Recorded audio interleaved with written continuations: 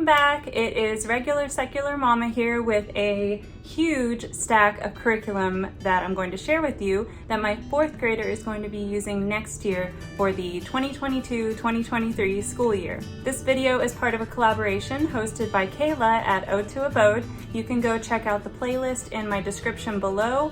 And it's not just secular homeschoolers this time. This is a whole collection of different homeschoolers. There are secular homeschoolers, there are year-round homeschoolers, there are religious homeschoolers. So definitely go check out that playlist. We will be sharing curriculum videos all week to get you ready for next year. So without further ado, here are our curriculum choices for my fourth grader.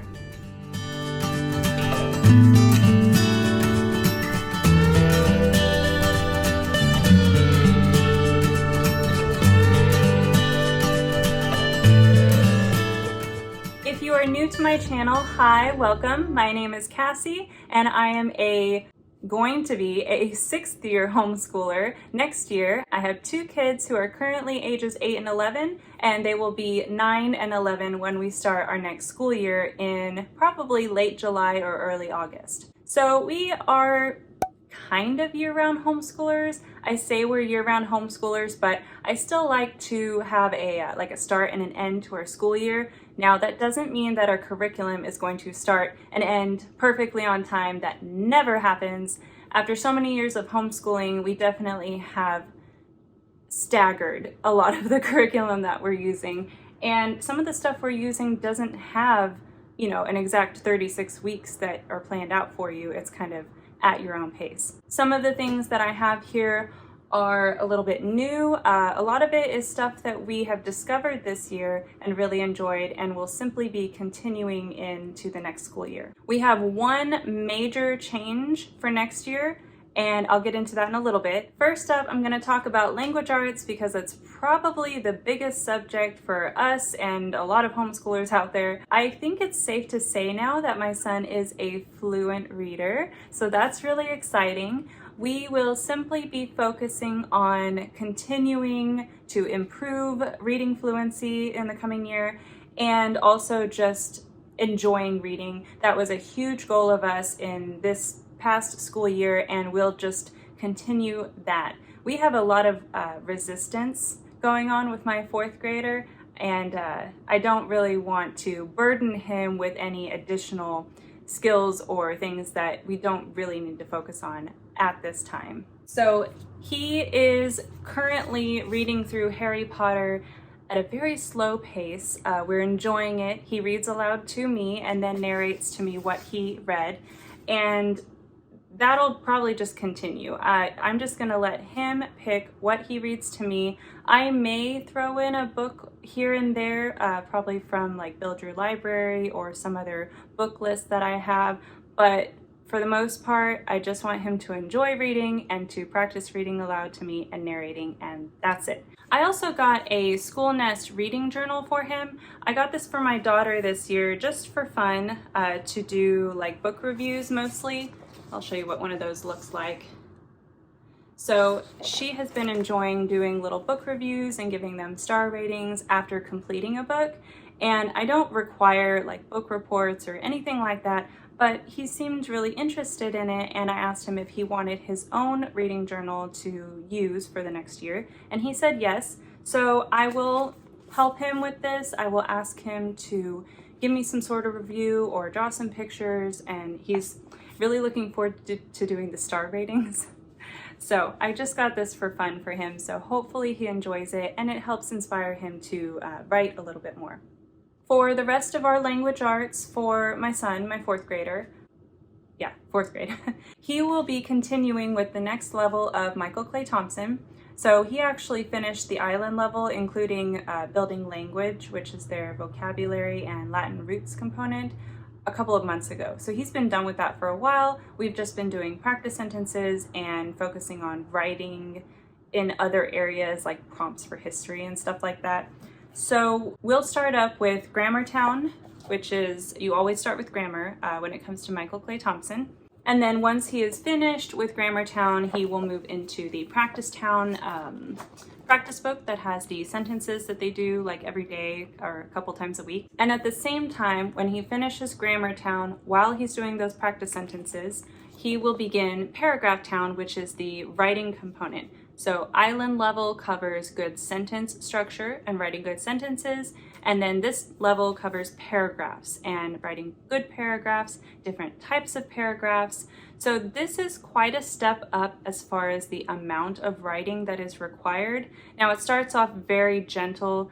My daughter is maybe 2/3 of the way through this book right now, and some of the length of the writing assignments have increased quite a bit. So my hope is that by the time we get to this, he'll have enough, writing practice that it won't feel overwhelming. We take kind of a gentle and at your own pace kind of approach to Michael Clay Thompson. So if this takes us longer, that's fine. If we need to modify the assignments a bit, that's fine too. As long as he's getting the idea and practicing writing, that's all I care about. Now, there is another piece to Michael Clay Thompson that I'm not sure he's going to get to next year, and that is Caesar's English. This goes with the town level. They begin Caesar's English 1, and I feel like this is more rigorous. There's kind of a lot in here that you can do.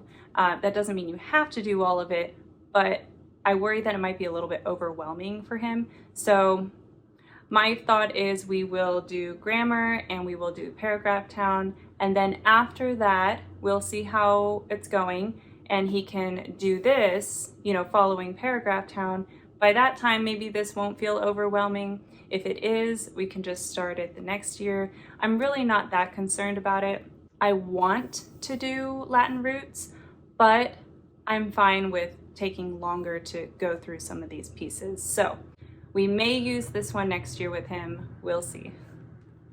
One other piece of Michael Clay Thompson that we have never used was the Poetics strand. Okay, so like, what do you call it? Like figurative language and rhyme schemes and alliteration and things like that. I kind of just glazed over the Poetics portion because I thought, oh, we're just studying poems and seeing how they rhyme. Like, I didn't think that was that big of a deal, and we already read poetry and memorize some poetry anyway.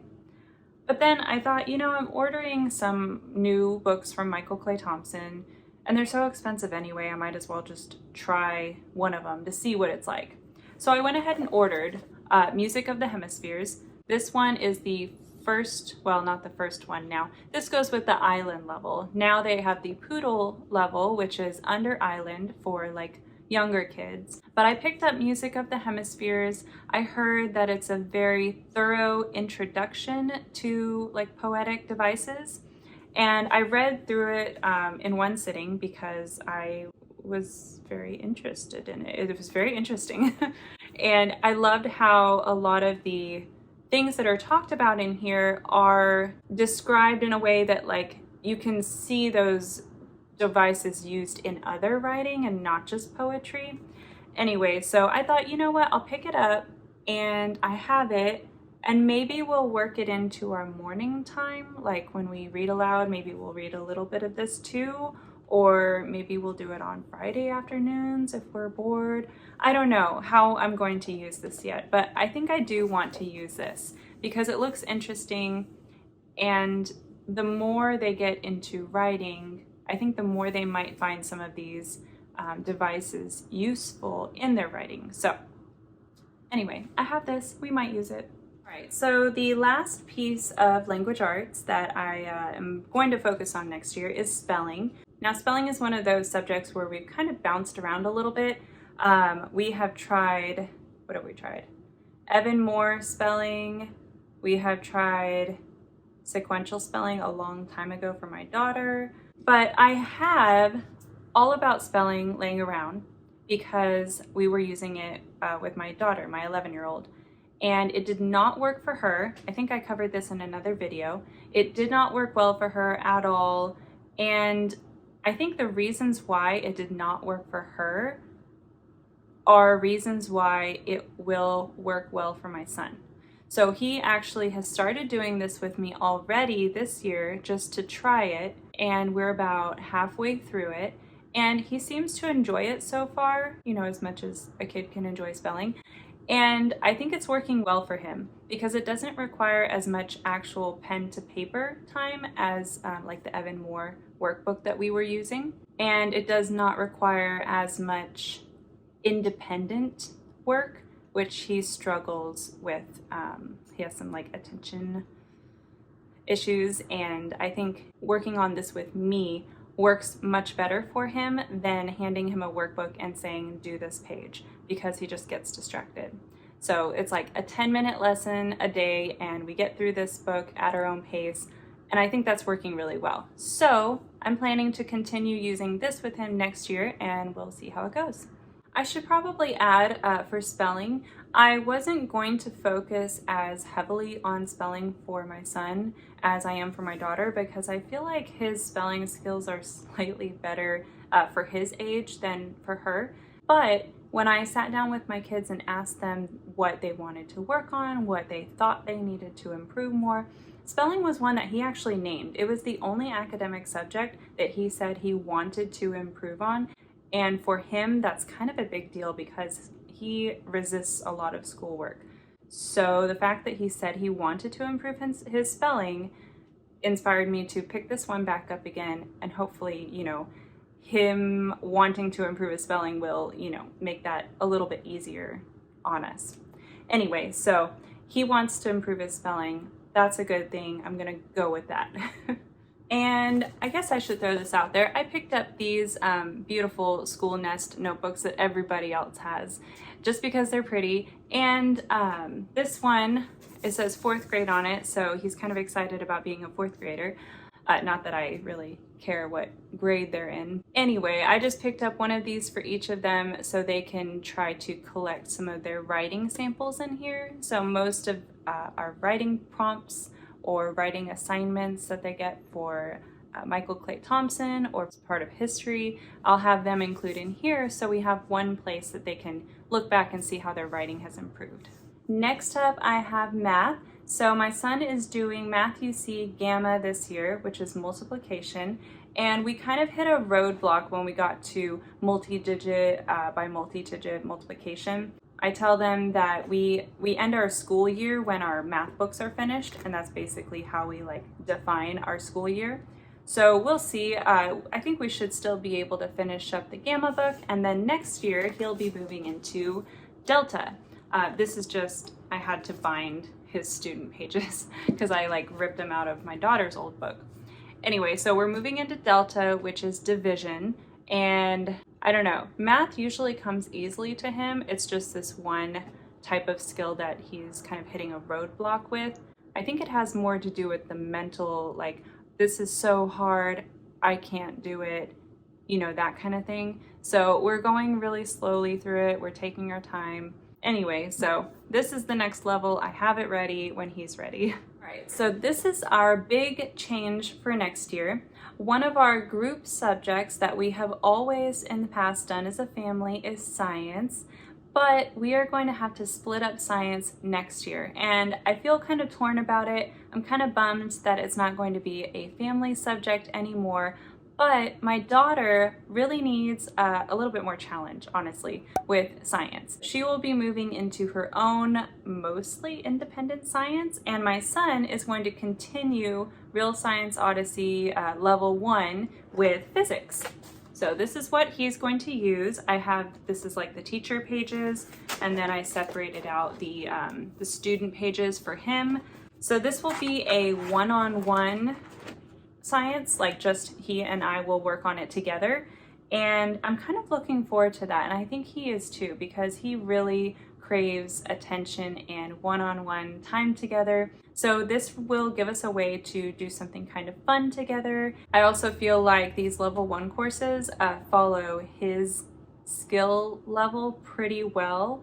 We did chemistry this year, and that's like right at his skill level, so that's what he's gonna do for science. Now, we do have a few things that don't really fit into a broad subject category and that don't really require daily practice and attention. And so we kind of do a loop thing where they choose one of these like extra activities to do per day. What we do is I have, where is it? A jar with these little papers that will say like logic puzzle on it.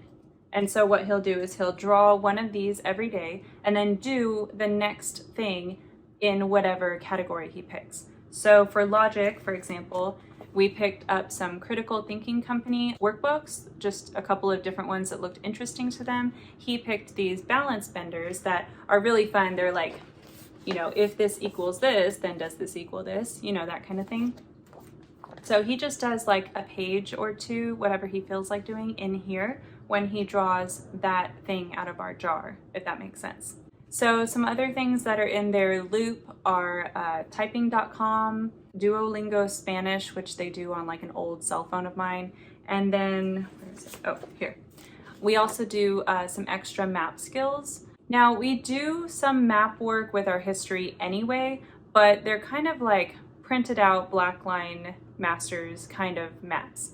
And I really wanted them to have, my rooster. I really wanted them to have some practice using actual maps like you might see in a road map or an atlas or, you know, a brochure for a place you want to visit. So I wanted to make sure they had exposure to different kinds of maps and how they actually look in real life. We tried a different one this year, but it went out of print. Anyway, I found these really inexpensive. They were like $5 workbooks from Scholastic, yeah, called Map Skills for Today. And they go by grade level. I just went one grade level under because for one, I don't really care about the rigor of this. It's just about exposure. And this one also covers America, talks about America. So that goes along with what we're doing in history. Anyway, so this is the one I got for him for next year. And I kind of flipped through it and I really like it. I can do a flip through video if anyone's interested, but it covers like large regions. It has like road maps with highways and stuff like that. So that is really what I was looking for in a map workbook. As far as the rest of our group work goes, the only things that we will still be doing as a group are literature read-alouds. We read aloud every single day, first thing in the morning, and those are pulled from Build Your Library and history. So Build Your Library is our main spine. It's our main source for history and literature. We'll continue that next year with Build Your Library Level 6. Now, I shared recently how I tried to combine two different levels for Build Your Library, and it didn't really work so well. So we're just continuing with Level 5, which is Early American History. After we're done with that, maybe like, I don't know, 10 weeks or so into the next school year probably, then we'll just continue on with Level 6, which is the rest of American history. So if we don't finish it next year, that's fine with me. I'm not really like worried about finishing it by the end of the year. Whenever we're done, we'll just decide what to do next. I also tie in resources from Blossom and Root's River of Voices. The way that their curriculum is structured doesn't really work for me. It's just too many decisions and too many different things to look at to decide. But the book selections to supplement history lessons and definitely the videos have been really fun. Those things I tried to include with topics in Build Your Library. Despite our best efforts, oh my gosh, despite our best efforts, art lessons or instruction don't happen. I don't know what it is, guys. Like, I plan it out. I have tons and tons of art materials and supplies and books and videos saved on YouTube, and just like, it doesn't happen. So next year, I've decided I'm not planning any art at all, because you know what? I plan it out, I write it in my little journal, or I put it on Notion or whatever, and I set reminders and then another reminder for the reminder, and I just never do it. I don't know. Anyway, I'm not super worried about it. My kids are pretty creative and artistic anyway. They do lots of like drawing and whatever on their own. Every once in a while, if we feel like it, we'll pull out some watercolors and stuff. So I'm just not planning it anymore. Whew. Okay, that is pretty much everything that I picked up to use for my son next year. He will be a 4th grader. He will be 9 years old next month, and I think it's gonna be a really great year. I'm really excited.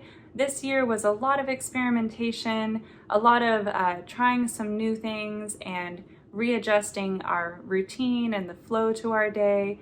And I feel really good about what we've come up with and like where we're at right now. So we're kind of just gonna continue the same kind of flow next year if it's working well.